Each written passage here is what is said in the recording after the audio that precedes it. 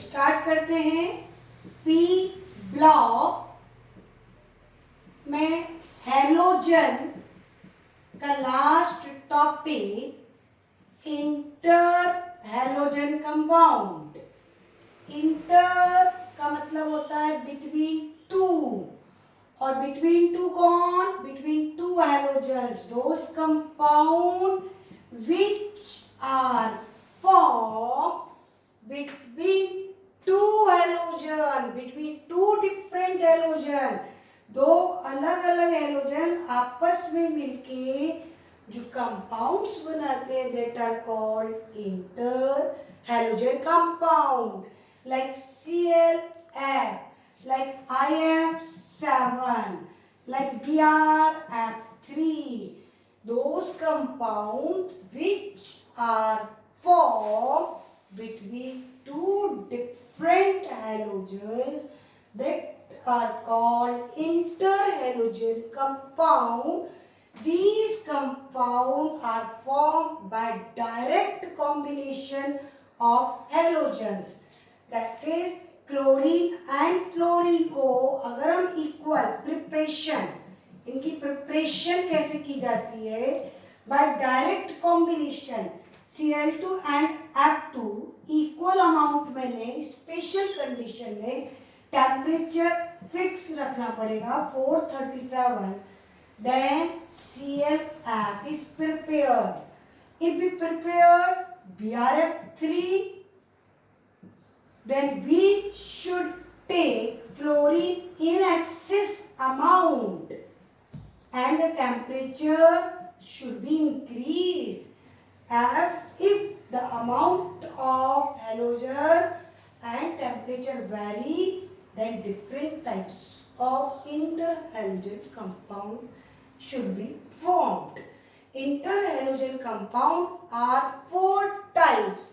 They are having formula AX type or AX3 type, AX5 type and AX7। आपको समझ में आ गया होगा ये 4 टाइप किस बेसिस पे हुए हैं? Oxidation +1, oxidation +3 and oxidation +5, and AX7 में ऑक्सीडेशन स्टेट इज +7। इधर A और X से मतलब क्या है? A represent the large halogen atom, larger halogen atom, and X represent the smaller halogen atom. जो लार्जर होगा वो लेस इलेक्ट्रोनेगेटिव होगा और जो स्मॉलर होगा वो मोर इलेक्ट्रोनेगेटिव होगा। फॉर एग्जाम्पल अगर हम कहें A की जगह हम क्लोरीन और X की जगह फ्लोरीन लें तो what will be the formula? ClF। इस तरीके से हम 4 तरह के इंटरहैलोजन कंपाउंड्स पढ़ेंगे आज। AX type, AX3 type, AX5 and AX7, and their oxidation state is +1, +3, +5 and +7, and their examples are, जैसे इसका एग्जाम्पल क्या होगा? ClF। और क्या हो सकता था? BrCl। और क्या ले सकते थे हम? I बड़ा है और Cl छोटा है, तो जो बड़ा होगा वो कैटाइन बनेगा, जो छोटा साइज होगा वो एनाइन बनेगा। Cation larger and A9 smaller. AX3 में हम क्या लेंगे? ClF3, BrF3, IF3। फ्लोरीन कभी कैटाइन नहीं बनेगा क्योंकि फ्लोरीन हाईली इलेक्ट्रोनेगेटिव है। Cl5 वाले का एग्जाम्पल क्या होगा? ClF5, BrF5, IF5 and AX7। चूंकि 7 हैलोजन एटम को अपने अराउंड लेना है तो क्लोरीन और ब्रोमीन AX7 नहीं बनाते हैं। जितना बड़ा साइज ऑफ हैलोजन होगा उतने ज्यादा एटम को अपने अराउंड अकोमोडेट कर पाएगा। तो IF7 इसका सिर्फ एक ही एग्जाम्पल है, AX7 का example IF7, because the iodine is largest size so it easily hold 7 chlorine around its, but chlorine can't accommodate. So what is the example of AX7 type? IF7. Again revise 4 types of interhalogen compound: AX, AX3, AX5 and AX7. The oxidation state 1, 3, 5, 7. And the example 1 वाले का ClF, BrCl, ICl. 3 वाले state में 3 halogen, ClF3, BrF3, IF3. AX5 का example ClF5, BrF5. AX7 का example IF7. Single example.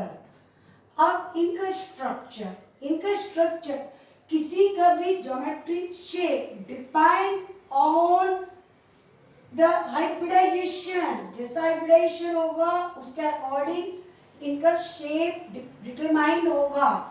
अगर हम बात करें कि ClF में कौन सा हाइब्रिडाइजेशन है और इसकी ज्योमेट्री क्या होगी और इसकी शेप क्या होगी. ज्योमेट्री शेप से डिफर करती है. देखिए फर्स्ट एग्जांपल ClF.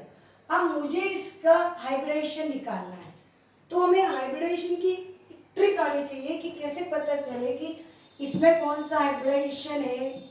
ClF3 या BrF3 में कौन सा हाइब्रिडाइजेशन है, फिर BrF5 में कौन सा हाइब्रिडाइजेशन है एंड IF7 में कौन सा हाइब्रिडाइजेशन. हाइब्रिडाइजेशन जानने के लिए हम सेंट्रल एटम निकालते हैं. जैसे BrF5 में सेंट्रल मतलब जो होता है सिंगल. 5 फ्लोरीन है पर सेंटर में एक कौन है, ब्रोमीन. तो this is the central, this is the central, this is the central, this is the central. तो सेंट्रल जो एटम है उसके टोटल इलेक्ट्रॉन्स, बैलेंस इलेक्ट्रॉन, तो क्योंकि ये 7 ग्रुप में है तो इनके पास टोटल बैलेंस इलेक्ट्रॉन कितने हैं, 7. इसके पास भी 7, इसके पास भी 7 एंड इसके पास भी 7, इसके पास भी 7. अब ये बॉन्ड कितने लोगों से बना रहा है, बॉन्ड पेयर एक. तो ये एक हो गया बॉन्ड पेयर, बाकी 1, 2 और 3 हो गए लोन पेयर. तो टोटल पेयर कितने हो गए, 3 + 1, 4 पेयर. और जब 4 पेयर है तो हाइब्रिडेशन कौन सा होगा, sp3. 3 और 1 4. और sp3 के कारण इसकी ज्योमेट्री कैसी हो रही थी, टेट्राहीड्रल. बट चूंकि 2 लोग ही बॉन्ड बना रहे हैं तो what will be the shape, linear. Shape कैसी जाएगी, लीनियर. देखिए एक बार वापस देख लो. टोटल 7 इलेक्ट्रॉन थे, 7 में से एक ने बॉन्ड पेयर बनाया, बाकी जो 6 बच गए वो 6 दो के 3 पेयर. तो 3 लोन पेयर और 1 बॉन्ड पेयर. 3 और 1 4. 4 के कारण हाइब्रिडेशन कौन सा, sp3. 3 और 1 4. और sp3 तो ज्योमेट्री क्या कहती है, टेट्राहीड्रल. बट चूंकि एक ही बॉन्ड पेयर बन रहा है इसलिए shape will be linear. Next चलते हैं हम ClF3. Cl सेंट्रल, तो कितने पेयर, कितने इलेक्ट्रॉन, 7 बैलेंस इलेक्ट्रॉन. कितने ने बॉन्ड पेयर बना लिया, 3 ने. कितने लोन बचे, 2. 3 और 2 5. तो आप सोचो कौन सा एग्जांपल आएगा हाइब्रिडेशन में जिसमें 5 हो रहा हो, sp3. 3 और 1 4 और 1 5. sp3d. और sp3d के कारण ज्योमेट्री कैसी, trigonal bipyramidal. But bond pair कितने बना रहे हैं, 3. 2 तो लोन पेयर है तो ऐसी शेप को हम कहते हैं टी शेप। क्या बोलते हैं? T shape. कौन सी शेप? टी। उल्टा टी बन रहा है, उल्टा टी। गौर से देखिए, टी शेप। अगर BRF3 की शेप भी बोलेंगे तो शेप कैसी आएगी? टी। 3 बॉन्ड और 2 लोन। तो बॉन्ड जो बन रहे हैं वो किस शेप में बन रहे हैं? T shape. नेक्स्ट चलते हैं BRF5। सेंट्रल एटम कौन? Br। तो टोटल इलेक्ट्रॉन कितने? ऑब्वियसली हैलोजन है, 7 वैलेंस इलेक्ट्रॉन। पर इस समय कितने लोग एंगेज हैं बॉन्ड बनाने में? कितने फ्लोरीन? 5।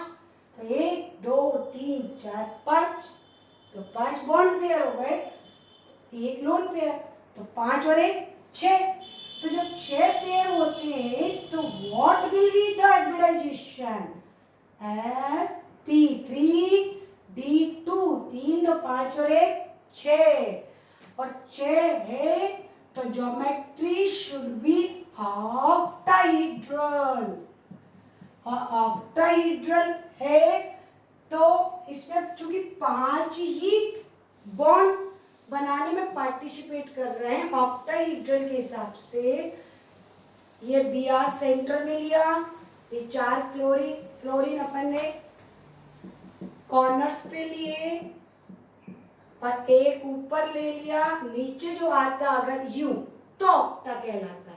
क्योंकि इस जगह कौन पड़ा हुआ है? Lone pair. मीन्स 4 तो स्क्वायर में है और एक ऊपर है। तो 4 स्क्वायर में और एक ऊपर, जैसे मोमोज की स्ट्रक्चर होती है ना, ऐसे उठा हुआ पिरामिड टाइप का। Just like this structure is known as square pyramidal. Square pyramidal. तो what is the shape of BRF5? 4 square में एक ऊपर, square pyramidal. And next is IF7। तो कितने बॉन्ड पेयर? 7। तो what will be the hybridisation? sp3d3। 3 3 6 और 1 7। 7 लोगों की जो ज्योमेट्री होती है वो होती है pentagonal bipyramidal. Pyramidal, pentagonal bipyramidal. क्योंकि इसमें एक भी लोन पेयर नहीं है तो जो ज्योमेट्री है वही इसकी शेप होगी। 5 पेंटागोन में फ्लोरीन अरेंज है, 1 2 3 4 5, और एक ऊपर और एक 3 डायमेंशनल में आप लोग देखिएगा एक ठीक उसके पीछे है। बोर्ड पे बनाने के लिए अपन इस टाइप से ले रहे हैं कि ये इमेजिन करिए पीछे है। ये 5, 1 2 3 4 5 6 और 1 7, and the bond angle is 72 degree. What is the bond angle of IF7? 72 degree. और जो ऊपर परपेंडिकुलर है उनका एंगल 90 डिग्री।